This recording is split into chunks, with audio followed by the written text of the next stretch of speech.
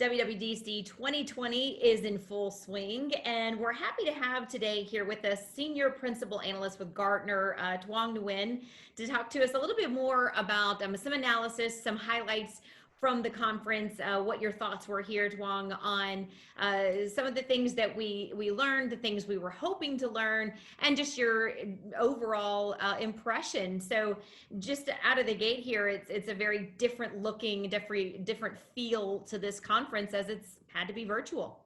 So, you missed out on things like the audience clapping and cheering. That wasn't there. But even digitally, right? On Twitter, there wasn't the flurry of people tweeting like, oh, people are lining up. We're waiting for the doors to open. So Right. a lot of that energy was missing. Yeah. But I think, and reflected in those, that was reflected in the announcements we saw themselves, right?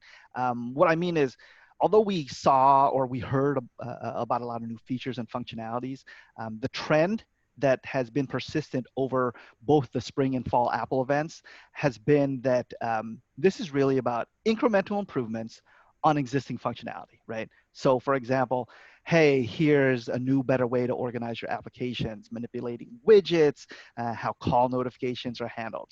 So nothing I would think is groundbreaking. It's just, we're making these experiences better, which is Apple's forte, right? Right. Yeah. And on top of that, a lot of the features that we saw, and I'm sure a lot of people have commented on this, have been available for non-Apple users on other platforms and devices, right? So it's not exactly new. It's, let's say different, presented in a different and potentially better way. So that having been said, there were a few things that caught my eye, and it caught my eye in one of two ways. One, it was either unique to me in terms of never having seen the feature before, or that feature hasn't really been widespread or widely used. The other one, again, this is what Apple's great at, is the presentation, right? How the feature is delivered. This is, again, where Apple excels. They take existing technology, existing features, ideas, you have it, but they implement it in a way that's, simple and elegant and useful, a way that consumers, you and I, not tech geeks and tech enthusiasts, a way that consumers can understand. Was there anything in terms of with hardware or software focus that you expected, didn't expect, or what do you think in terms of those announcements? So I've been doing this a long time, and especially with Apple, I try to avoid expecting anything because, again, part of that experience is they're really good at surprising us, not only consumers, but the industry, more broadly speaking. So I try not to expect anything, but I can tell you some of the interesting things that I saw that, got my interest piqued, despite having done this for so long. So number one on that list for me, and the reason it's number one is because I do a lot of research into augmented reality, is app clips. So both those ideas I mentioned before apply here, right? So Apple has taken this feature. It's already been available elsewhere, but they picked out specific examples that would be recognizable to the consumer in order to promote this idea to be adopted more broadly, right? So the idea is, I think they used scooter rental as well as digital parking meter, right? So it's, as anyone who's tried any of those things, it's very inconvenient to first you download and then you have to register for it. App Clips alleviates this barrier, right? It's a small download, so you just click on something. It's usually like a QR code or via NFC. It's tied to Apple Pay and Apple Sign On, so you can pay and be on your way, right? Because you're already logged in, you have the payment mechanism, you click on it, I'm done. I have my scooter, I'm done. I parked my car, now I can go where I need to go, right? So where does that tie to augmented reality? I've always been a strong believer that e-commerce would be a big part of Apple's augmented reality offering. And so App Clips, I think that is a peek into how they're going to deliver that AR experience. They didn't speak about that, right, in explicit terms, but reading between the lines, this is what they've done in every event, right? They kind of give you a peek at something. You're like, oh, that's neat. And then, 3, 4, 5 years later, fast forward, they tie it together like, oh, there we go. Right. So that's why I'm so excited about app clips. Yeah, yeah, definitely. You see that a couple years later where it all kind of comes full circle. What do Right. you think in terms of the developers? Some people saying I was just kind of monitoring different social media strands, and some people saying they felt like because of the way it was set up this year, without all of the rah, that maybe for developers it kind of brought some of them back into the fold to be a little bit more excited about things versus just being so concerned about what it is that they're unveiling. Do you feel like that at all? Yeah. So I think at the beginning, Tim talked about how it made it inclusive, right? So now everyone can join, as opposed to the few people who were invited, Yeah. which that venue can only hold so many people. So I think that was good, making it more inclusive. And yeah, to your point, because we don't have maybe we'll call it the hype surrounding it, it gives more time and energy to focus on the content itself, right? So being so instead of being, I don't want to say distracted, but that's essentially what happens when there's so much hype, right? So you're trying to really kind of pick out these exciting things to make sure that the audience claps or cheers. Now you say, hey, look, we have some really cool things for you. Just pay attention. Right.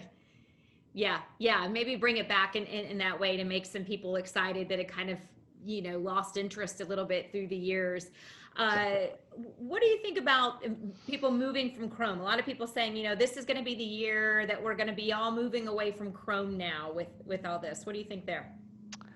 Um, every year is the year that we move away from Chrome. Every Right. year is the year we move away from Android and Windows. Hmm. Um, I tend to be a little bit more skeptical about that Hmm. because despite all the great advances we've made, all these platforms, all these pieces of software are very distinct in the way you interact with them. Um, Personally, I use both an iOS and an Android device on a daily basis. And if you do too, you'll recognize there's a slight mental cognitive shift you have to make when you go from device to device, right? This swipe doesn't mean the same thing on both your phones.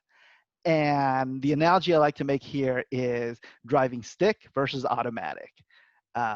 Even if, something awesome happens with automatic, I don't necessarily know if all the stick shift drivers are going to start moving in mass. Like, oh, I just realized how great automatic is, right? It's like, Right. no, I drive a stick shift and I like it for specific reasons. So that's why I don't think, people are going to move en masse. I think the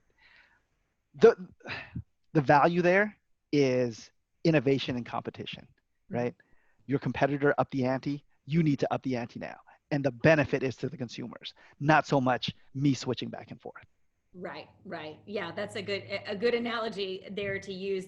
Was there anything that you were hoping? Now we're still, still in the middle of this, but was there anything you were hoping to hear? Any kind of tone that you hope to be set, or that they haven't done yet? Anything that you wanted clarity on, maybe, or announcements that just didn't pan out? As I mentioned before, I'm big on augmented reality. I always want to hear more, but I think we're a few years out. Hmm. So what Apple's probably going to do is tease us with it, right? A little bit here, a little bit there. Maybe hear something come fall. I'll highlight the fact that they underscored a lot of the presentation with privacy, right?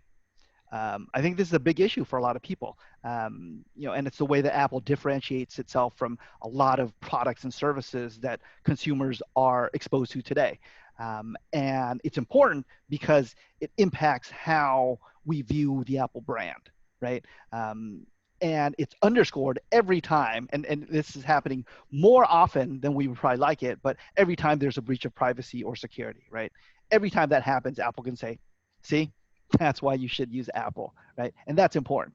But the flip side to that seems to be, in practice, while consumers say they're concerned about privacy and security, you continually see, again, us as consumers acting in ways that are counter to what we're actually saying, right?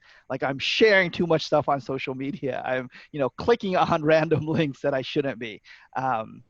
But again, I think it is a good point for Apple to drive home as a differentiator from basically, all the tech giants out there and other products and services we use. Yeah, most definitely. Well, and to kind of wrap up here, do you feel like, with them having to pivot as everybody has had to when it comes to having conferences and things like this, because of our new way of living right now, how do you see that this is going to change things going forward? Apple has a tendency to set the tone and kind of others will follow in many ways. So what do you see down the line, as for developer conferences and things like this going forward? Assuming that we're going to have to shelter in place, for longer as well as additional times in the future, I would expect that Apple is furiously thinking of ways to improve upon that engagement via a virtual conference, virtual summit. And the rest of the industry, I think, will be looking to them to see how to do it best, right? Because Apple has mastered or is the master of that experience. So other conferences, I expect to see mirror what we've seen so far, just in terms of the way it's done, right? Having these kind of, pristine environments. I don't know if you watched the feed, but, a number of the backgrounds were, kind of very pristine, yet kind of futuristic feel to them. I expect to see a number of vendors try to replicate that. Not to say that that's the best way yet, but it's something I imagine Apple's furiously working on, and will probably be leading in terms of here's how you want to present to your customers. Simple, elegant, high value, right? Number one was the electric vehicle charging. Simple, elegant, high value, right? You have a charge on your vehicle, your device knows it, and you're traveling, from LA to San Francisco. You don't need to figure out where the stops are or when you need to stop to fuel up, right?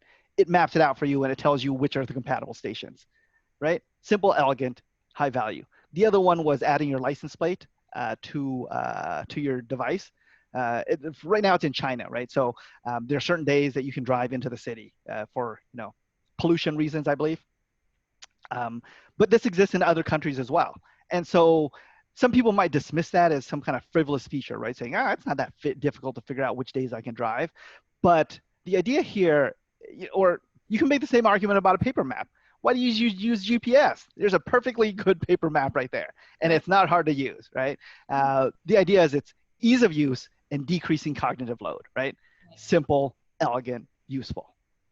All right, Tuong, thanks so much for being here with us today. We really appreciate your insight on WWDC 2020 and for much more on the conference, so what we've learned so far and what's to come for the rest of the week. Make sure you check out Tech Republic and ZDNet. Thanks for watching.